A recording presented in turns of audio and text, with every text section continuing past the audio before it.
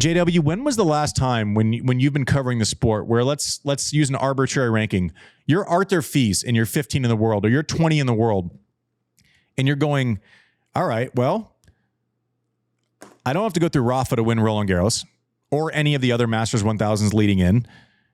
Alcaraz has been up and down. I want to be very careful here because he's 4-time slam champion. He's 21 years old. One of the best players on earth, one of the most talented people you'll ever see, and more inconsistent than we're used to. So maybe he's been mortal for the last 6-8 months. Doesn't mean he's not going to go into God mode at any moment, but you go on the court thinking you have a chance. David Goffin went on the court in Miami thinking he had a chance. Like Alcaraz, when he's playing his best, doesn't lose that match. Okay, so we're level setting. You're 15 in the world. Sinner's not there. You just saw Jack Draper come out of nowhere. He's won 3 total tournaments, 1 Indian Wells. Mensik wins his first title at Miami. When was the last time at 15 in the world you were this optimistic about potentially delivering a Masters 1000 and entering the conversation for Grand Slams? That door has largely been closed. Like the days of Guga winning from 60 in the world, or Rafter winning his first U.S. Open from a 13 seed, that has not been a standard rational thought for a long time. Like when was the last time the conversation was kind of like this, JW? It's a great question. Do you guys watch White Lotus? It's a great show. I haven't watched it in hours. It's fantastic. Yeah, exactly. It's I always say my favorite show is White Lotus, and my second favorite show is coming up next week on White Lotus. Why am I bringing that up? Because the first 2 seasons you had this star, Jennifer Coolidge, that sort of carried the show, and she was who everyone tuned in for and everyone talked about, and now she's not on season 3. Well, what do we have instead? We have this variety of storylines, and different people find fate. Some people love the Parker Posey character, and others are really taken by the woman from Hawaii. Everyone has and that's my tortured analogy to tennis right now. There is no obvious storyline. There's no obvious player. For the record, I think number 15 is Arthur Fils right now. Artur. Fils.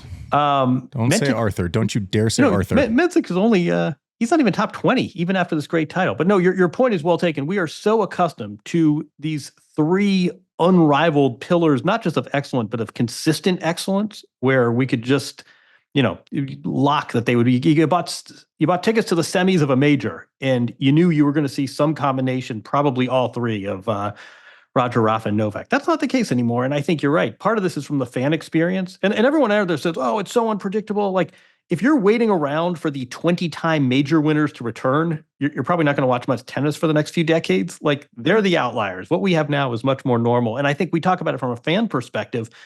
Players too, though. I think you're totally right. I think there are probably 30 guys that say, you know what? Why not me? And these guys who are playing in the next gen event about 100 days ago are suddenly winning 1000s events. And Jack Draper's taking Indian Wells. And you look up and down, you look at the results that are up and down, you look at some of the fade outs. You mentioned Alcaraz, who I still think is a different player in a best of 5. I mean, I'm reluctant to drop that stock too much, but the number one player. It's not, we're not dropping stock. He's just normal. Exactly. Not everyone plays perfectly for 20 years like these 3 guys. Like, he's going to have ebbs and flows, and he's going to end up winning 10 majors. That's exactly. Remember, like Pete after he won his first Open. Like, this is what tennis is. You don't sustain the Roger, Rafa. They're amazing. 100%. He wins the U.S. Open in 1990 and didn't win another slam until 1993. That's the way it used to work a little bit. Exactly. Didn't win until 1993. He didn't win another slam until 1993. But we weren't all just like, it's like, oh no, he's finished. Yeah, exactly. I mean, even Serena. But anyway, to your point, I mean, I think this must be really invigorating to so many players, and they sort of turn. This guy lost to Damir Zhumer, and now he's beating Novak in the finals of Miami. Like, it is absolute parity. It's only accelerated by the fact that the number one guy, the guy that could prevent parity, is not in action this spring. That's a big part of it, by the way. It's a weird time. It's a weird time, but I think, we all need to adjust. And if you are any player, I would say legitimately in the top, I'd go further than 15. I mean, any player in the top 30, I think you walk into every single tournament saying, why not me? The other thing I want to touch on Carlos too, because he loses in the semis of Indian Wells and people are like, how does that happen? It's still pretty good. I mean, then the first round loss was bad, but what I want to see from Carlos, and you won't find a bigger fan than me. He's my favorite player to watch. his inconsistency sometimes almost makes him relatable, and you can see him kind of churning the wheels of decision making in real time. Right now, when he's not playing well or not feeling comfortable, he goes more aggressive. That's hard, and most of the greats throughout history tend to dial it back, find some margin, and then all of a sudden you're consistent enough where you can take more risks and it's not irresponsible. Right now, his kind of, I don't want to say panic button because that's not it. It's when he's not feeling perfect, it almost feels like he gets more aggressive. And I almost want him to go into a match and say, okay, for the first 6 games, I'm literally going to take this person's legs out. And my ball is heavier than theirs. They're going to have to hit winners for 6 games. I don't think he likes getting winners hit on him. I think he likes to be the one that dictates, and that's his superpower. And sometimes our superpowers can also be weaknesses when not used in the right moment, right? And I think as soon as he gets comfortable knowing that, you know what, I can get into a 10 or 12 ball rally and they can't really go anywhere. I'm that fast. I can create that much speed from the baseline. It's probably too boring for him. Like, honestly, like, I think he needs to be bored sometimes when he's playing. But listen, you bet against Carlos Alcaraz at your own peril, especially when the footing's not perfect. As soon as we get on clay, as soon as we get on grass, we saw what happened last year. And oh, by the way, he didn't have a clay court season last year. He won the French basically coming in. He played 2 matches in Madrid, which there's no way he would have even played that tournament had it not been in Spain, in my opinion. So lots to look forward to. If you're a Casper Ruud, if you're an Alex Zverev, if you're a Tsitsipas, if you're a Rune, if you're a Musetti, if you're an Artur Fils, you're going, I don't know, like, I might be in the last 4 of this, and from there anything goes. Zverev especially, I think there's a real shot, and he would tell you, I mean, there's no chance he wouldn't, that, Sinner goes out, there's a real space for me to win in Indian Wells, to win in Miami, to maybe get some momentum. And it feels like it kind of went the other way, self-corrected a little bit in Miami, but then Artur Fils takes him out. One of the things that was weird when I was looking at the rankings just now before we came on air, Medvedev not in the top 10. He just feels like he's a fixture, right? Like, he does not leave. And so I had Mike play around with some numbers for me, and my prediction was basically like, I don't see much difference in his actual game from the baseline, and I think people are talking about that. It's all serve. It's all serve. And we looked up his percentage of service games held in 2021, 2022, even 2023 was between 86 and 89% of service games held, which is a big number. Like, close to 90% is a big number, especially when you break as much as he does. Plummets in 2024 to below 80%. Now, if you take a variance of 6, 7, 8 percentage points on service games held, that's the difference between flirting with number 1 like he was and being number 11 in the world, right? Losing that edge, first serve percentage comes down. You're having to defend second serves a lot more. There were matches when he played people 50, 60 in the world where he wouldn't even think about losing serve. And I think that's the biggest delta between, Medvedev a couple of years ago and Medvedev right now is just him landing serves. I mean, he had a bomb, but, do you have that first serve percentages from those years at all, or no? I do. Can you tell me? I haven't heard these yet. I'm guessing. And we were looking just at hard when we were talking. Yeah, about hardcore. Like, I'm not too worried about, clay, because you serve a little differently. It's like a percent difference, but. Yeah, in 2022, it was 88% services game 1. Yep. And then as you jump to 2024, it was 79. I mean, that's and then massive. Thus far this year, it's 82.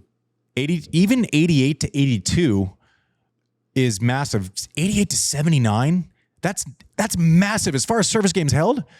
And I'm guessing the first serve percentage for 22, 23, I bet that, I haven't looked up the stat, but all you nerds at home, look at it. I bet it's 4 to 6 percentage points different just on first serve percentage and landing first serve. I don't know why. I don't know that I've noticed any technical differences. I don't know. But if I'm in his camp, those numbers are screaming at me. I mean, the last time he was below 80% was 2017, and he was not in the top 10. Oh God, yeah, he was. That was way before. He was a fixture to just get rolled through service games, even against great returners.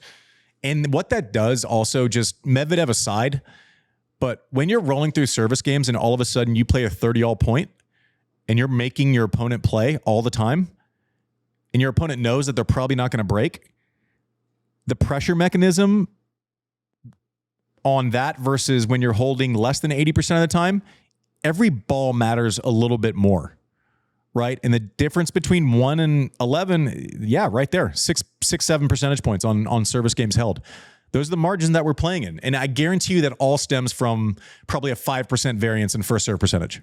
Yep. This is also a nerdy tennis talk, but that's a huge drop of service games hold. I'm going to attribute this to an A. Agassi, because I think he's made this point, which is sometimes first serve percentage can be deceptive because you miss a few first serves, then you take something off of it and you start hitting more first serves in, but you're not hitting them with the juice and placement, that your risk level is changing. So he's always a little bit skeptical, but you just watch. Some of this with Medvedev is just eye test. He does not step up to that line like the confident player that we know he was when he was winning majors. But man, that is a big drop in service games held.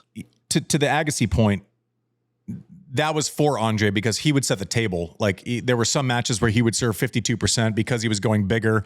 And then if someone wasn't beating him from the baseline, he's like, all right, well, I'm going to kick the first one out of your zone. And then I have lunch in the middle of the court and you're screwed. Like, so it doesn't tell the whole story. I think a backwards comparison against yourself probably tells a better story than comparing one person 60% first serves in versus, that's what makes Zverev such a nightmare is he serves massive and he serves 74% first serves in. Comparing it to yourself, I think is a more relevant stat than, to your point, Andre saying, Mats Wilander made, 92% of his first serves in a French Open final versus Pete, maybe served 58%, but Pete's 58%, he was winning 90% of the actual first serve percentage points. But just in a silo, in a comparison backwards against yourself, 88 in your prime years to 79, 9. I mean, that's massive. That's a huge differential. And that's probably why we're looking at 11. I mean, and listen, this is going to be no information that he's not completely aware of, but also to Andre's point, when was the last time you looked at Medvedev stepped up to the line and just rolled a first serve in at 90 miles an hour? It doesn't happen. Now he'll go up on a second serve up to psychotic numbers like 120 and 115 and he'll take that risk there, but he steps to the line. He's trying to win the point on the first serve. And if he's not landing them, then all of a sudden, one, guys are going to break more often, and two, his pressure vice of making a ton of balls isn't as pressure filled if he's not holding serve as much. Guys are able to get into it. When we said X's and O's, we meant it. We're going hardcore. I'll give you one more thing, which is when you are losing matches, tennis does not norm its statistics for quality of opponent. So when you're losing early, as Medvedev has quite a bit in the last 12, 16, 18 months, not only are those stats going down, but those are going down against lesser players. So when he's serving under 80%, when he's winning less than 80% of his service games, that's not necessarily happening against Alcaraz, Sinner, and Novak. Mm-hmm. Yeah, that's a great point, but it'll be exciting. I mean, I think it's clay season is as wide open as it's been. It's amazing when someone wins Roland Garros 14 times and then goes away. All of a sudden, a little disturbance in the force, and everyone's got a shot. It's interesting. It should be very exciting. I got asked last week. I was doing a separate interview. And it's like, well, do we like the unpredictability? I don't know. I'm like, listen, we tend to dislike anything that's in front of us. Exactly. We don't like the unpredictability, but it's also who asked you that? I did something for actually something cool. I'll shout him out. Dominic Thiem is now the editor for the Sunday paper in Austria. He's coming up with he's like, it's really cool. What?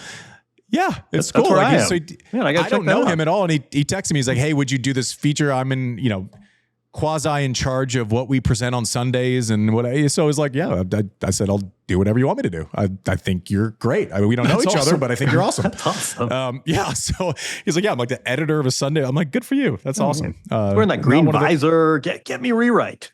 newspaper man, Dominic Thiem. I picture him like that. He's got he's got the hanging sig like a blackjack dealer. You know, he always has ink in his mouth. You're like, what? By the way, he probably has none of that. His hair is perfectly coiffed. No, definitely not. Anyway, so it was for that. He asked me to do it, and I did it.